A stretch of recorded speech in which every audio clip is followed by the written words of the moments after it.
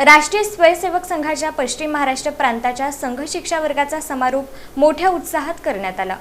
देशातील प्रत्येक जातीचं प्रतिनिधित्व राष्ट्रीय स्वयंसेवक संघात असून पहिल्या टप्प्यात भूमिपुत्र असणाऱ्या हिंदू समाजाला राष्ट्रीय बनवावं लागेल।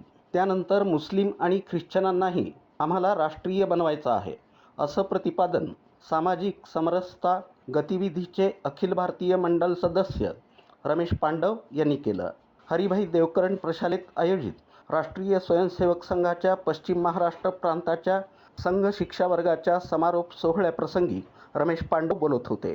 व्यासपीठावर रयत शिक्षण संस्थेच्या मध्य विभागाचे विभागीय अध्यक्ष संजीव पाटील, महापौर विनायक कोंड्याल, वर्गाचे सर्वाधिकारी शशिकांत फिरंगे, शहर संघचालक राजेंद्र काटवे आणि वर्ग कार्यवाह प्रशांत सहस्त्रबुद्धे उपस्थित होते। प्रारंभी भारतमाता आणि संत रविदास यांच्या प्रतिमेचं पूजन करण्यात आलं। यावेळी पुढे बोलताना रमेश पांडव म्हणाले की संघ कोणाचीही मूळ परंपरा किंवा ओळख न बदलता सर्वांना राष्ट्रीय बनवतो।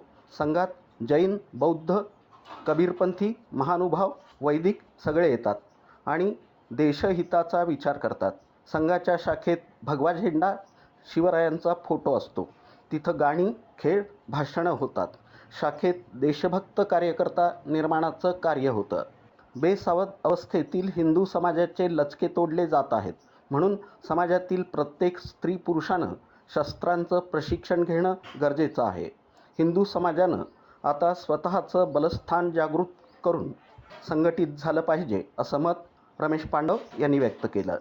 7 जिल्ह्यांमधील 213 स्वयंसेवकांनी वर्गात सहभाग घेतला, ज्यामध्ये शेतकरी, व्यावसायिकांसह नोकरदारही होते।